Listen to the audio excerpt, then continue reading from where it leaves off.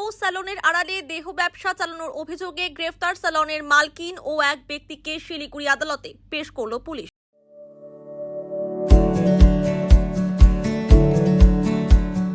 Pampered, not just a hospital, but a mother.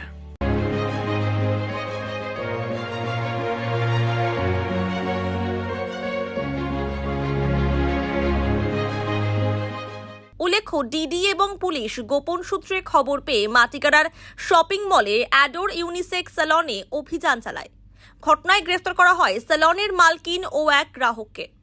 মাটিগাড়ার এই shopping মলে এর আগেও স্পাইর আড়ালে দেহ ব্যবসার কারবারের পর্দাফাশ করেছিল পুলিশ।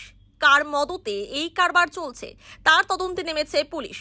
ধৃত দুজনকে আদালতে পেশ করে রিমান্ডের আবেদন করা হয়েছে। গোটা ঘটনার তদন্তে ডিডি এবং মাটিগাড়া থানার পুলিশ।